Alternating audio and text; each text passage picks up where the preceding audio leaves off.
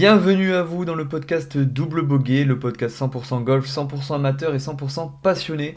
Avec Double Bogey, nous parlerons golf, actu golf, je répondrai à vos questions et nous chercherons ensemble des astuces et des tips pour notre jeu et notre mental. Je me présente, je suis Jérémy, je ne suis pas votre pro, mais votre ami golfeur. Merci à vous et bonne écoute. Bien le bonjour à tous et bienvenue dans un nouvel épisode de Double Bogey, le podcast 100% golf et 100% amateur.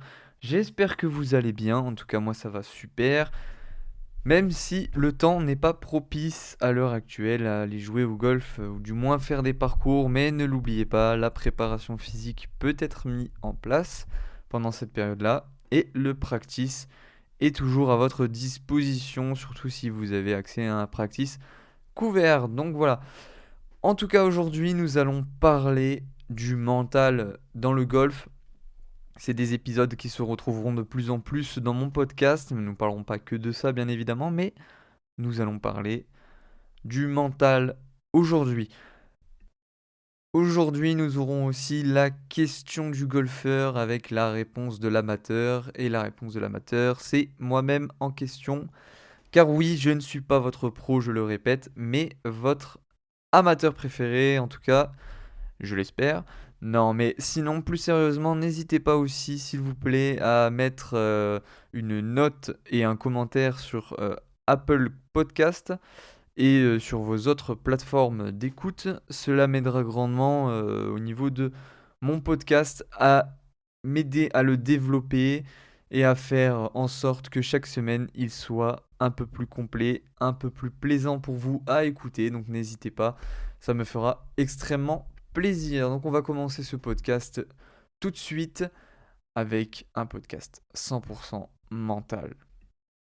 Je ne serai jamais joueur de golf au PGA Tour, je ne serai jamais joueur de golf à l'European Tour, au Challenge Tour et tout ce que vous voudrez.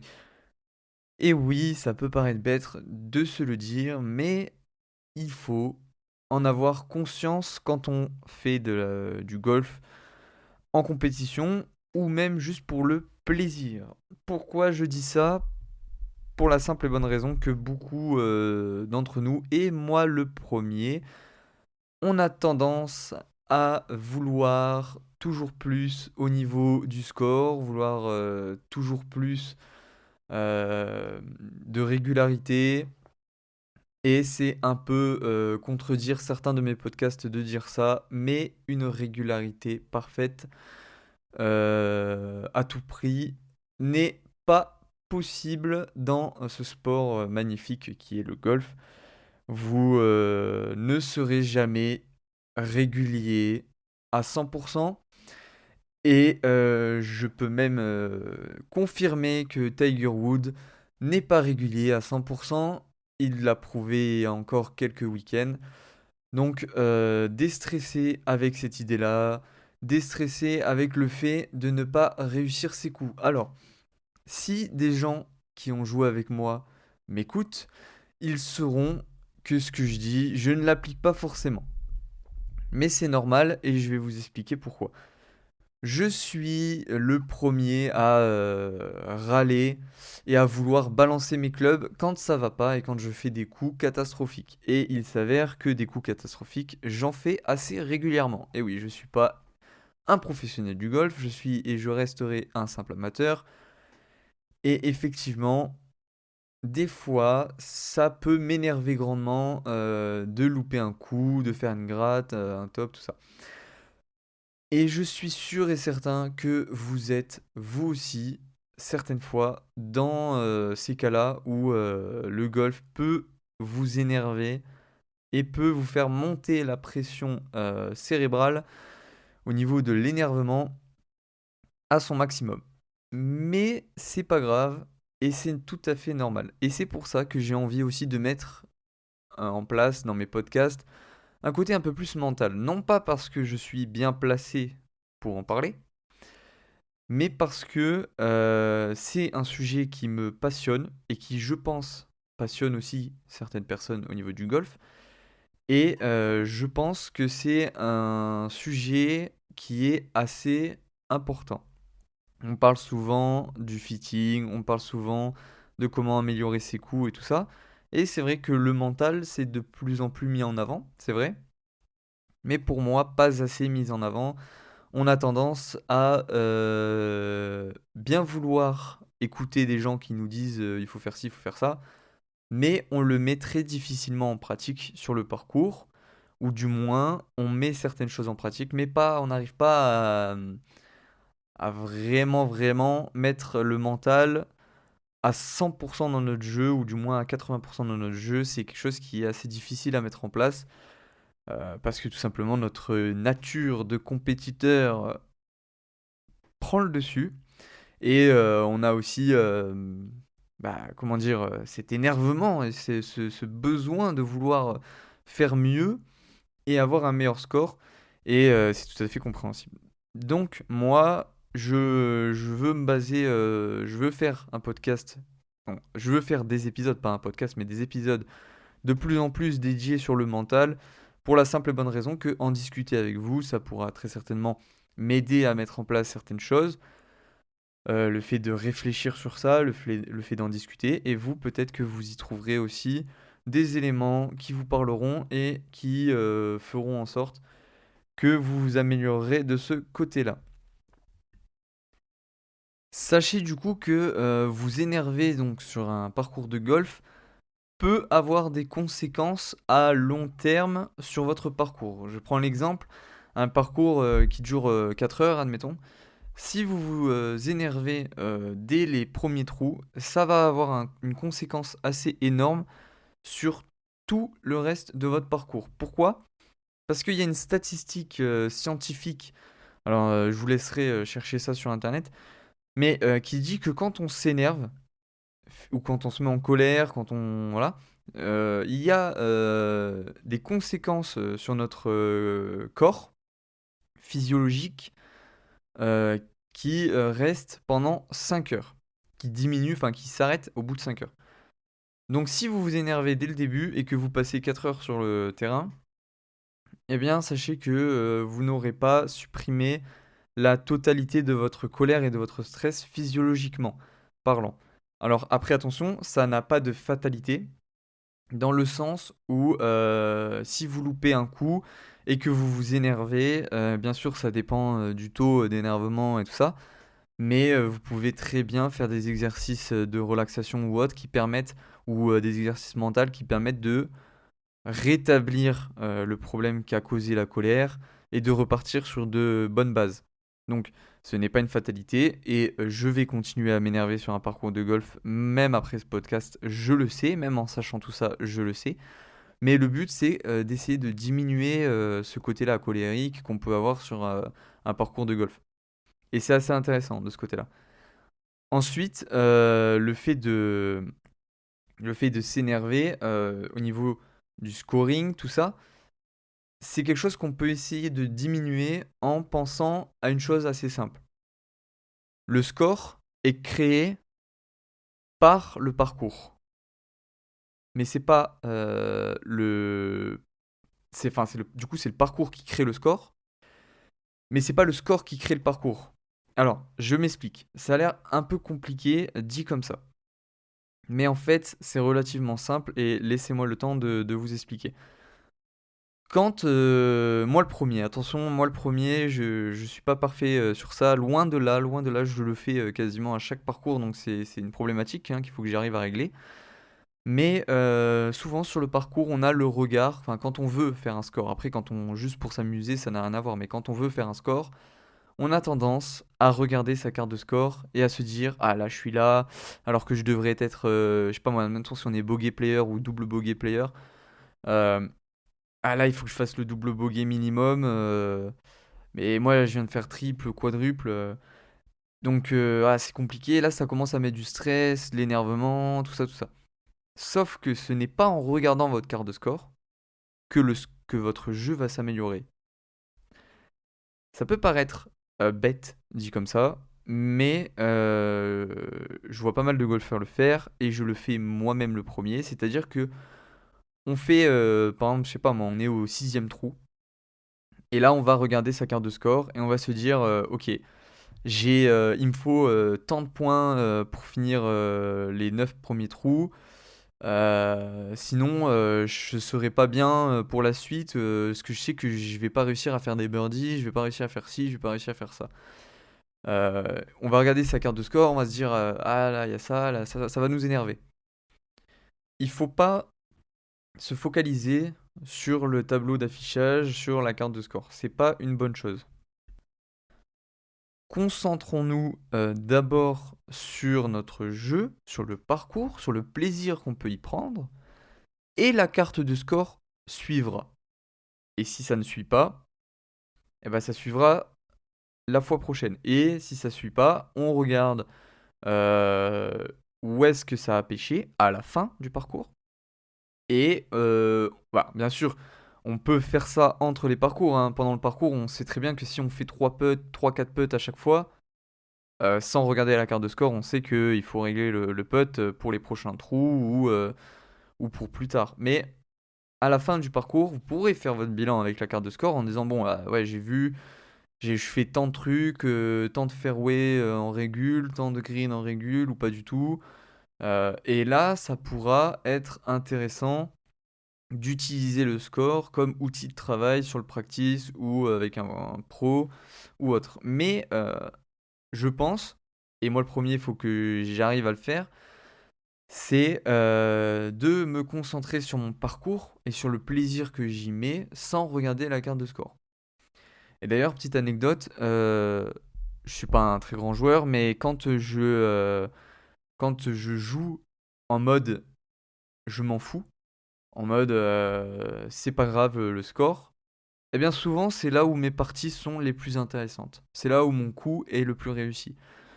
Donc ça peut des fois être lié à la colère parce que j'ai loupé le coup précédent et là je me dis c'est bon, la carte de score c'est foutu. Donc vas-y, allez, le prochain coup, allez, vas-y, je fais comme ça, peu importe. Allez, je balance le truc, tac tac. Et souvent, ça arrive que mon coup soit réussi mieux que les précédents. Alors que les précédents, j'avais une concentration qui était optimale. Où vraiment je me concentrais, je me disais là il faut que je réussisse à tout prix, machin, machin. Et au final, c'est quand je m'en fous le plus, des fois que ça marche. Donc c'est étonnant, et d'ailleurs le podcast au niveau du mental est aussi fait pour ça. En discuter, je peux en discuter avec vous, n'hésitez pas à me retrouver sur Instagram d'ailleurs. Euh, Pourquoi, quand mentalement je lâche prise, mon score s'améliore? Peut-être parce que je regarde moins le score. Et du coup, j'ai moins de stress. Alors moi, quand je joue au golf, je me sens pas stressé. Pour moi, c'est un plaisir, c'est un loisir. Je me sens pas forcément stressé lors d'une partie. Mais peut-être que indirectement, mon cerveau ou mon inconscient est stressé et a de la colère, de la frustration au niveau de mes coups. C'est quelque chose qui est possible. Je sais que de la colère, j'en ai quand je joue mal. De la frustration, j'en ai. Ça, je le sais, je peux mettre un doigt dessus. Mais par contre, j'ai pas relativement de stress quand je fais un coup. Donc voilà, c'est à réfléchir du pourquoi, du comment, et c'est intéressant au niveau de ce podcast-là d'en discuter. Donc, avoir une lâcher prise peut être intéressant, mais surtout un lâcher prise au niveau du scoring. Ça, c'est intéressant parce que par contre, je pense qu'il est assez important de se créer une certaine routine mentale, de se créer une certaine concentration. Donc le lâcher prise n'est pas forcément déjà utile à tout le monde et n'est pas forcément quelque chose qu'on doit faire à 100%. C'est-à-dire que je pense qu'il faut effectivement qu'on se concentre sur le coup qu'on va jouer, qu'on établisse une certaine stratégie de jeu. Enfin là, je parle que si on veut scorer, bien sûr, hein. Une stratégie de jeu et qu'on se dise ok, je vais jouer là parce que là il y a un bunker, je vais jouer à tel endroit avec tel club. Voilà. Ça, je pense que c'est important de le faire, c'est important de se mettre une routine, c'est important de se concentrer. Mais il y a toujours ce côté feeling qui doit revenir, qui doit être présent dans le coup, un feeling certain pour te laisser aller et pour pas te bloquer dans une concentration trop grande. Nous ne sommes pas des joueurs de PGA Tour qui, eux, ont des coachs mentaux très poussés, qui ont, c'est leur métier, tout ça. Nous, en tant qu'amateurs, je pense que c'est important de se dire, voilà, je me concentre, j'ai une certaine concentration, je fais pas n'importe quoi. Si j'ai envie de réussir ma compétition, si j'ai envie de réussir mon coup, mon match play, peu importe. Mais au moment de frapper, il faudrait, je pense, et c'est quelque chose que je vais essayer de mettre en place cette année un peu plus, c'est une lâcher prise mentale au niveau quand je fais mon coup. C'est-à-dire que voilà, mon coup, ma préparation post-coup est établie. Je sais que je veux tirer ici, je sais que je devais prendre tel club. Bon, et bien maintenant, dès que je tends les bras, je lance mon swing, et bien là, hop, il faudrait que j'arrive à vider mon cerveau et à lâcher prise et à envoyer le coup comme je veux l'envoyer, à visualiser tout ça, et hop, on envoie. On envoie et on voit ce que ça donne. Puisque de toute façon, à notre niveau, on voit toujours ce que ça donne. Dans le sens où, je parle pour des amateurs, hein, comme moi ou autres, on a une dispersion qui est assez grande au golf quand on n'est pas au PGA Tour. Et même quand on est au PGA Tour, je sais pas si vous regardez les statistiques de jeu du PGA, mais il y a des golfeurs qui ont des dispersions qui sont assez conséquentes. Donc, je vise le green, admettons. Eh ben, il faut que je m'attende à être trop long ou trop court euh, de temps en temps. Ou trop à droite ou trop à gauche. Voilà. Et ne pas forcément taper le drapeau. Ça va m'arriver de taper le drapeau, peut-être. Ça va m'arriver d'être pile là où je le voulais, c'est sûr. C'est quelque chose qu'il faut s'attendre. Voilà, on travaille et on s'entraîne aussi pour ça. Mais si je suis pas exactement là où je voulais être, eh ben, tant pis. Tant pis, c'est pas grave. Je ne joue pas ma vie.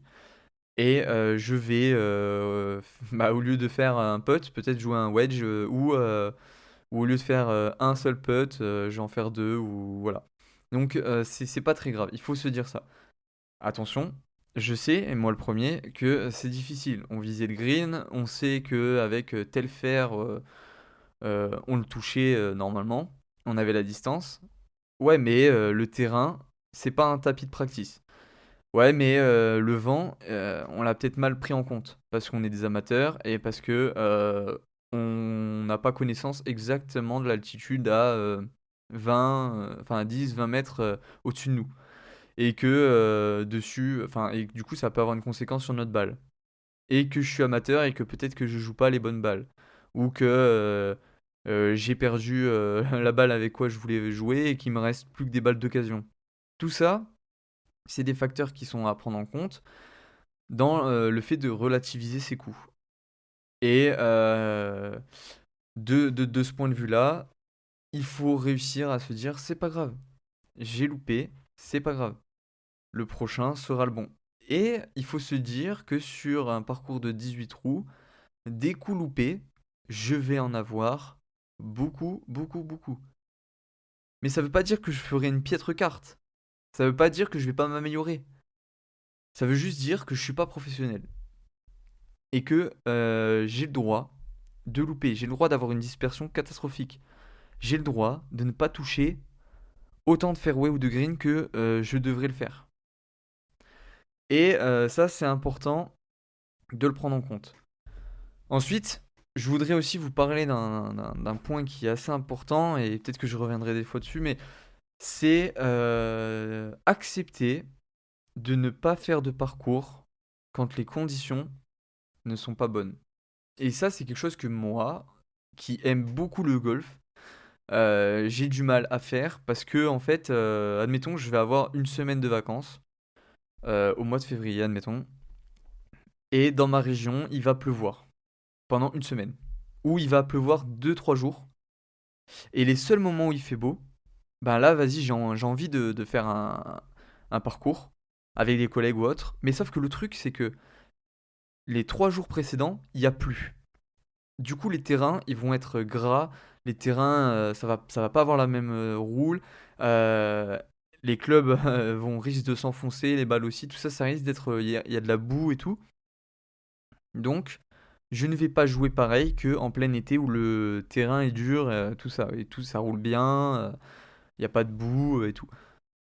Et ça, c'est assez frustrant parce que on n'a pas forcément tout le temps la possibilité d'aller jouer au golf. Et se dire, mais le seul jour où je peux aller jouer au golf, je ne peux pas, parce que le terrain est trop gras et tout ça, ça peut nous frustrer. Et on peut se dire, ouais, mais le terrain il est ouvert, vas-y, c'est pas grave, je vais jouer.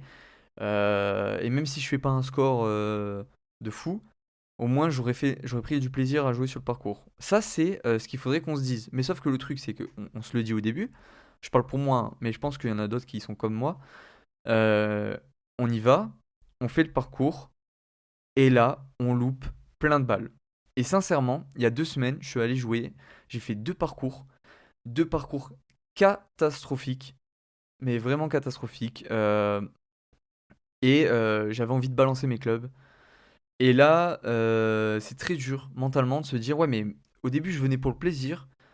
Mais c'est vrai que, franchement, j'arrive pas à jouer, c'est frustrant. Je fais des coups catastrophiques, tout ça. Et donc, à ce moment-là, c'est là où mentalement il faut arriver à mettre en place des stratagèmes, des stratégies pour soit radicalement se dire je fais pas de 18 trous quand le terrain est catastrophique, ou alors je fais des 18 trous que je connais et qui sont faciles, ou alors je fais un 9 trous, euh, un compact ou autre. Comme ça, je prends du plaisir à être sur le parcours. Ça, c'est mon point de vue. Peut-être que les pros ne partageront pas ça, mais voilà. Ou alors radicalement se dire bah ok bah là c'est pas possible de jouer dans ces conditions-là, enfin du moins avec mon niveau et avec mon jeu, parce que chacun est différent. Du coup je vais favoriser ce temps-là que j'ai où il fait quand même beau mais il y a plus la veille et tout ça, pour aller faire du practice, du putting green ou autre.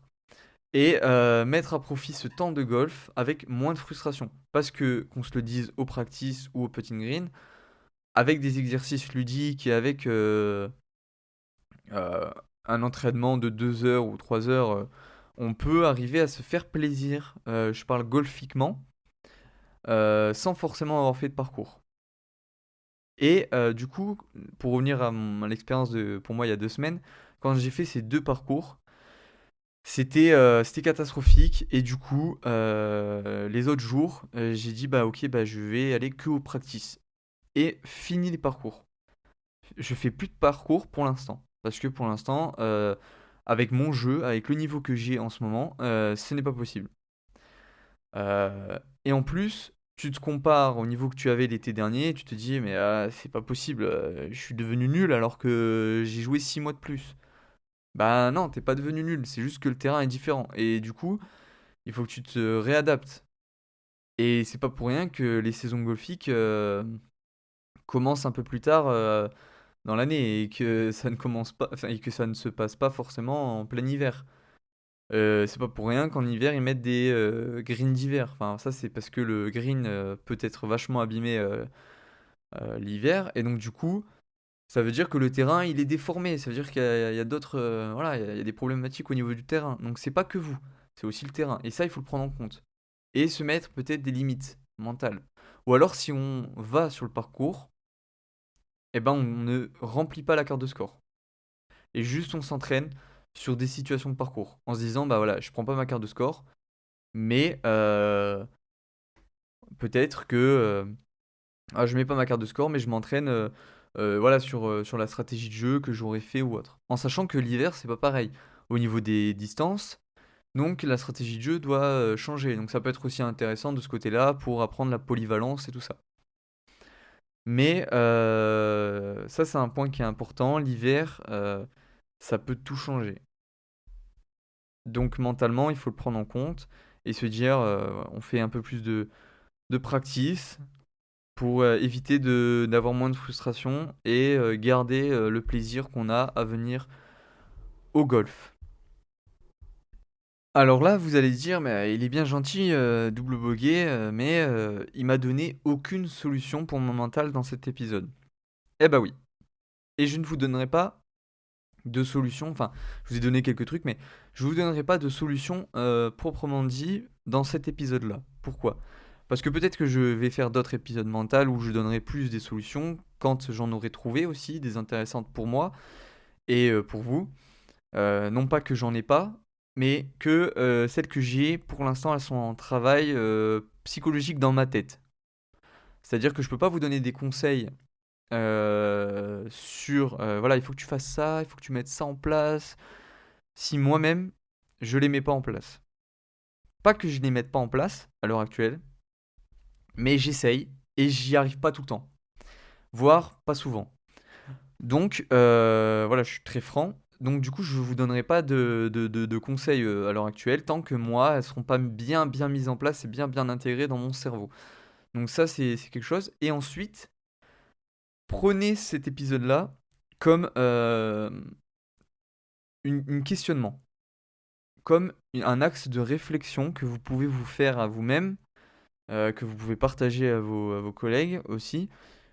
Sur, ouais, c'est vrai que, je suis plus, en colère, quand, je joue l'hiver ou quand, je loupe un coup, ben, après c'est vrai que j'ai du mal à redescendre. Ma colère a du mal à redescendre et voilà. Donc ça, c'est des axes de réflexion que vous pouvez vous faire et vous poser comme ça les questions. Donc moi, c'est pour ça aussi que je fais ce podcast-là. C'est pas pour que vous vous posiez des questions ou que vous vous remettiez en question, loin de là, mais c'est pour que vous essayez de réfléchir sur peut-être des façons de faire pour votre jeu et que moi, je vous ouvre peut-être des axes de réflexion sur des sujets que vous auriez peut-être pas pensé ou alors que vous pensiez mais que vous vous disiez non, c'est pas possible, c'est pas ça, machin, machin, machin. Donc voilà, ce podcast-là, il n'y a pas de vraiment d'astuces plus que ça parce que c'est vraiment de la réflexion pure et dure sur le mental. Et il y a un truc aussi au niveau du mental qui peut être intéressant, c'est au niveau du fitting. Moi, je sais, du coup, bah, je vous le dis, à l'heure où l'épisode sort, donc ce sera le mardi 27 février 2024, eh bien, à l'heure où cet épisode sort, je suis dans un magasin de golf en train de faire un fitting. Donc, le rendez-vous est pris, hein. En fait, là, je tourne l'épisode le 26, donc la veille.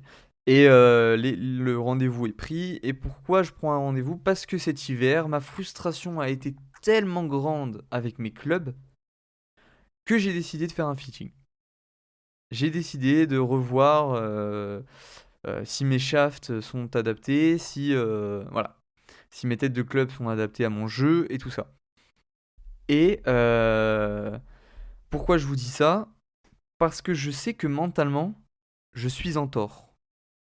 Alors vous allez me dire, ouais, mais le fitting c'est intéressant et il faut le faire pour mieux jouer, entre guillemets. Enfin, parce que un bon matériel adapté à toi, c'est mieux pour augmenter sa qualité de jeu. Ah, c'est vrai, on va pas demander à un plongeur en bouteille de descendre très profondément s'il n'a pas le bon matériel adapté. Ben, c'est un peu pareil au golf, si on n'a pas un matériel qui est adapté, on n'évoluera pas plus que ça. Euh, Même si il y a des personnes qui, avec un matériel pas forcément adapté à eux, arrivent à progresser. Et je dis pas qu'il faut faire un fitting absolument. Mais du coup, je vous dis que mentalement, c'est une mauvaise chose que j'aille faire ce fitting-là. Pourquoi? Parce que j'ai intégré mes échecs de cet hiver-là au fait que mes clubs n'étaient pas adaptés à mon jeu. Alors que l'été dernier, mes clubs, pour vous donner une petite idée, hein, mes clubs sont neufs. Genre, je les ai achetés en juin de l'année dernière. Et pourtant, je vais refaire un fitting. Vous allez dire, mais c'est n'importe quoi ce que tu fais. Peut-être. Mais après, c'est un fitting qui est gratuit déjà. Et je sais pas si je vais acheter d'autres clubs. J'ai pas pour ambition d'acheter d'autres clubs. Mais juste de discuter avec un professionnel qui va peut-être me dire que, ouais, en fait, maintenant, un tel club, il est plus forcément adapté à toi ou autre. Donc, j'ai envie d'avoir des réponses sur mes clubs parce que j'ai deux séries en fait chez moi et j'ai une série qui est neuve, une série qui est un peu moins neuve Et la série qui est un peu moins neuve, enfin qui est ancienne du coup, eh ben, j'ai l'impression qu'elle est plus adaptée à mon jeu que ma série neuve. Et ça, je veux faire le point là-dessus aussi. Donc voilà. Donc j'ai rejeté la faute de mes coups ratés sur des terrains divers sur mes clubs. Et donc mentalement, c'est un échec. Parce que, euh, alors vous allez dire, c'est peut-être aussi une remise en question sur tes clubs, et c'est bien aussi. Mais pour moi, c'est un échec dans le sens où je n'ai pas réussi à accepter l'échec de certains parcours ou l'échec de mes coups cet hiver, et que donc du coup, il faut que je donne un fautif, que ce soit le parcours ou mes clubs. Alors que si on essaye d'accepter ça, d'attendre, de faire du practice et de revenir quand le terrain sera plus propice à un meilleur jeu, eh bien alors peut-être que mes clubs n'auraient pas été les fautifs dans l'histoire, mais seulement mon jeu à moi ou mon mental. Donc c'est un échec de ce côté-là. Après, je prends aussi cet échec-là d'aller faire un fitting alors que c'est peut-être pas l'idéal, enfin c'est au niveau mental je parle. Je le prends aussi comme à la fois une petite, pas une réussite, mais mentalement on peut aussi se dire, voilà, j'ai fait ma remise en question, je sais que j'ai peut-être pas des clubs adaptés, donc je vais aller en discuter avec un pro. Et c'est sur ça que je veux rebondir. Si vous avez un blocage mental ou un blocage au niveau de votre jeu, il faut mentalement, et c'est difficile à faire malgré tout, il y en a qui arrivent facilement à le faire, mais il faut mentalement se remettre en question et se dire, ok, je m'énerve trop, je suis trop stressé, qu'est-ce qu'il faut que je change? Qu'est-ce qu'il faut que je fasse pour améliorer ça? Et peut-être qu'une des réponses, c'est d'aller voir soit un pro, un coach mental spécialisé dans le golf, soit un pro qui va vous refaire des cours, qui va vous donner des réponses à vos questions. Et ça, c'est une bonne remise en question. C'est une bonne chose. Moi, aujourd'hui, là, le jour où vous écoutez le podcast, si vous l'écoutez mardi 27 février, je suis à l'heure actuelle du coup en train de faire un fitting. Et pour moi, c'est pas un fitting pour acheter des clubs, même si peut-être que j'en achèterai, je ne sais pas. Je vous le dirai dans un prochain podcast. Mais c'est plutôt une remise en question personnelle de me dire je dois aller voir un spécialiste du matériel et je veux qu'il me confirme que l'erreur elle venait de moi et pas de mes clubs. Et mentalement, je serai ok avec ça. Je suis ok avec le fait que c'est moi et moi seul le fautif de mes scores pourris, en gros. Alors que, bon, si il me dit que c'est à cause de mes clubs, parce que j'ai des clubs nuls et tout ça, bien sûr, je sais que les fitters ont peut-être essayé de me vendre le truc et tout ça, mais là où je vais, je pense pas. Ils sont, euh, ils sont très bien. Donc, s'il me dit que oui, il y a une part personnelle d'échec, mais qu'il y a aussi, regarde, il y a quelques petits détails et tout ça. Si c'est que quelques petits détails, bon, moi, je veux pas devenir professionnel, donc peut-être que ces petits détails, tant pis, je vais pas acheter des clubs juste pour des petits détails. S'il me dit, ouais, c'est tous tes clubs, franchement, ils sont pas adaptés à ta taille, ils sont pas du tout adaptés à toi, ok. Peut-être que là, dans ce cas-là, ça sera la faute des clubs. Et j'aurais eu raison mentalement de m'être énervé, mais pas forcément parce que le fait de m'être énervé, ça n'a pas changé les choses. Ça n'a pas réglé mon score, ça n'a pas réglé la situation sur le moment. Et j'aurais mieux fait de me calmer et d'essayer malgré tout de jouer en me prenant plaisir et en essayant de réussir du mieux que je puisse. Voilà. Malgré des clubs un peu moins bons. Mais voilà, c'est plutôt une remise en question dans ce sens-là. Et donc, je vous invite à aussi essayer de voir des fois de faire une rétrospective mentale de votre situation en vous disant pourquoi je m'énerve sur un parcours, pourquoi j'y arrive pas. Est-ce que c'est à cause de mes clubs? Des fois, ça peut être le cas, mais pas forcément. Ça peut être à cause de parce que je prends pas assez de cours. C'est peut-être aussi mon cas, je sais pas. Peut-être parce que j'ai un problème au niveau du drive ou du putting. Et dans ce cas-là, il faut que j'aille voir un pro. J'avais un drive qui était catastrophique. Je balançais tout à droite. Et là, depuis quelques semaines, ça y est. Ça y est, ça part droit. Alors, je dis pas que je vais plus balancer à droite parce que je le sais que je vais encore balancer des balles à droite, voire à gauche. Mais je comprenais pas pourquoi mes balles partaient à droite. En fait, j'avais le poignet qui était mal positionné, en fait. Et du coup, au practice, j'ai mis 4 sauts. Bon, c'est pas que avec ça que j'ai réussi à le régler, mais parce que je suis allé plusieurs jours. Mais il y a une journée où, quand on m'a expliqué ce problème du poignet, j'ai cassé mon poignet pendant 4 sauts de balle pour m'habituer physiologiquement à avoir un poignet un peu plus rentré vers l'intérieur. Parce que moi, mon poignet était trop vers l'extérieur en fait. Mais euh, là, peut-être que si un pro m'écoute, il dira, mais il dit n'importe quoi. Mais en fait, moi, physiologiquement, comment je faisais mon coup, mon poignet était trop vers l'extérieur et il faut que je le rentre un peu plus.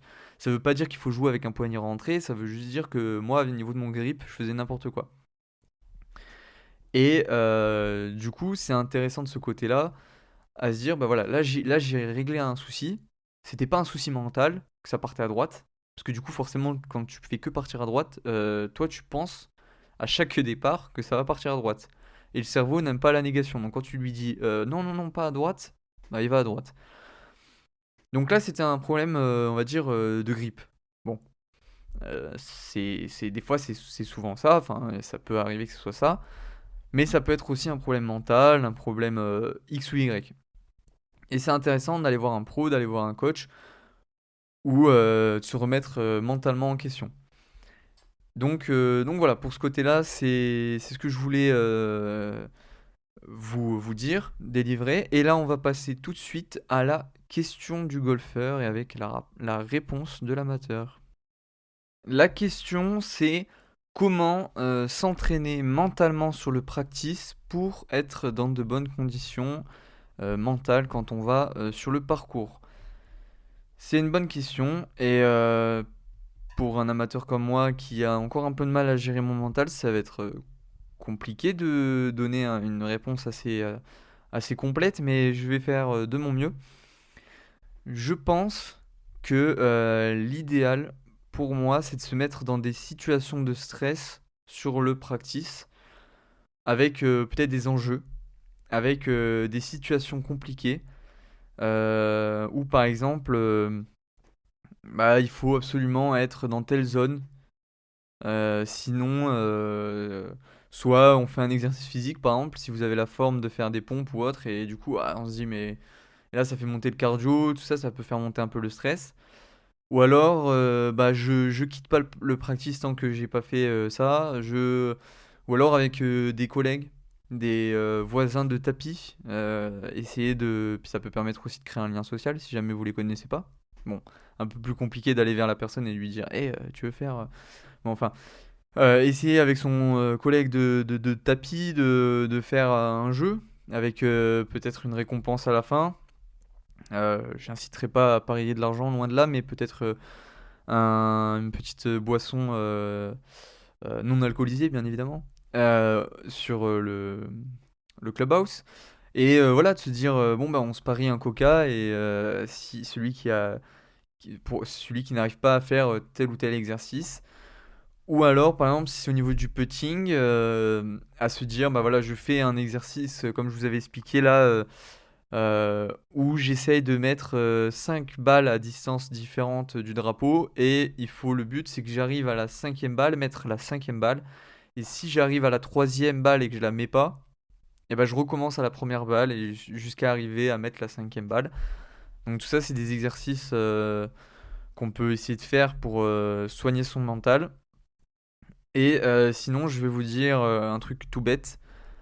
Mais à part les exercices, bien sûr, il y a des exercices de respiration que vous pouvez trouver sur internet ou dans des bouquins.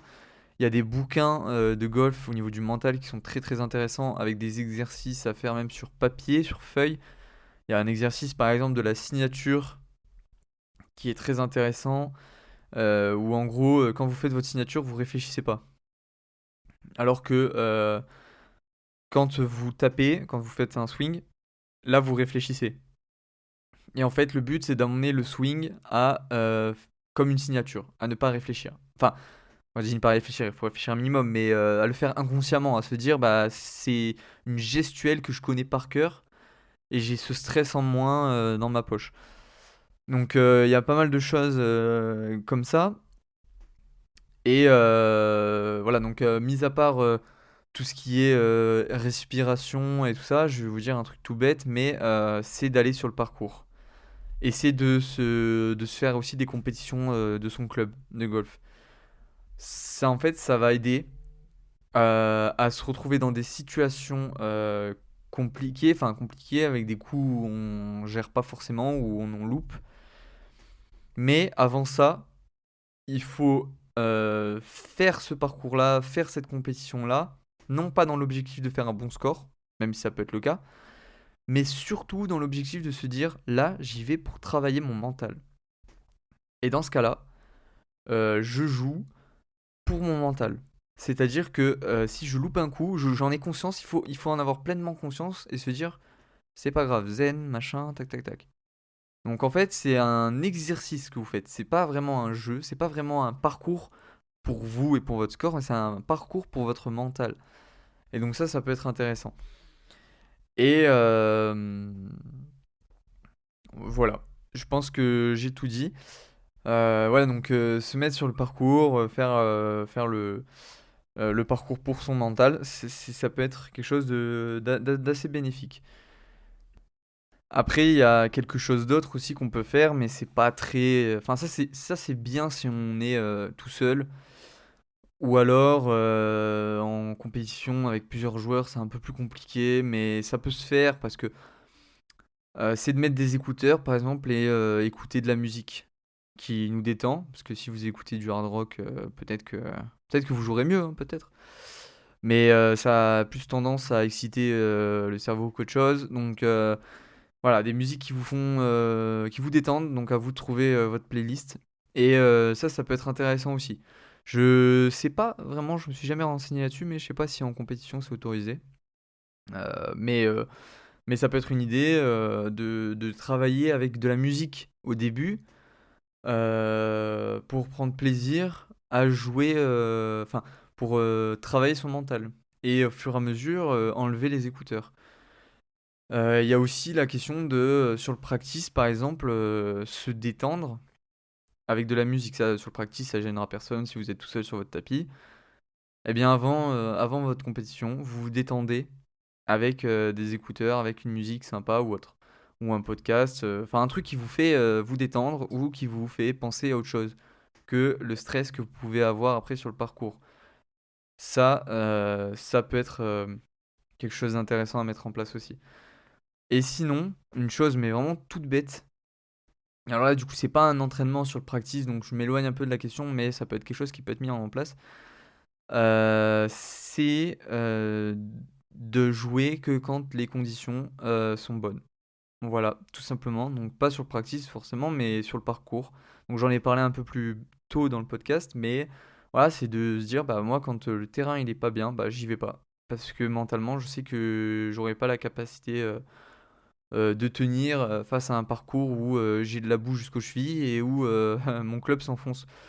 Donc, donc voilà, et où la balle roule pas, tu vois, ce genre de truc. Donc ça peut être intéressant de se dire, bah je joue que quand je suis dans de bonnes conditions, parce que je suis sûr à 100% de prendre du plaisir. Et mentalement, je m'abîmerai pas. Et le jour où j'arrive à trouver la clé pour mon mental, parce que il y a plusieurs outils, mais il n'y a qu'une seule clé par personne. Ça, j'en suis persuadé. On a tous une façon de fonctionner qui est différente. Donc, ma façon à moi de fonctionner ne sera pas la même que vous qui écoutez le podcast. Ça, c'est sûr. Mais par contre, il y a des outils qui sont, on va dire, pas universels, mais il y a des outils communs qu'on peut tous utiliser, mais il y aura qu'une seule clé, il y aura qu'une seule vraie façon qui nous sera propre. Peut-être qu'il y en aura qui auront la même clé, mais c'est souvent à quelques détails près différents dans la façon de faire, que ce soit même dans la routine et tout ça. Donc Donc aussi, ne pas hésiter à aller voir un pro. Les pros peuvent vous donner ces outils-là et à vous de trouver la clé dans ces outils. Donc ça peut être très très intéressant. Voilà. En tout cas, je vous remercie pour vos écoutes. Je vous remercie d'être présent. Et j'espère que ce podcast vous aura plu. J'espère que ce format dédié au mental vous plaît. Sachez juste que la semaine prochaine, la semaine d'après, etc., ce ne sera pas forcément des épisodes sur le mental. Je vais continuer à faire des épisodes bien précis, enfin avec d'autres sujets, bien sûr. Mais il y aura de plus en plus d'épisodes mental parce que c'est quelque chose qui m'intéresse. Et dites-le moi en commentaire sur votre plateforme si cela vous intéresse aussi. Dites-le moi sur Instagram.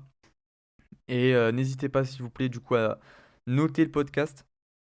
Ça m'aidera grandement à améliorer ce podcast. Et je vous dis à très bientôt. C'était Double Bogey, votre golfeur amateur préféré. Merci à vous.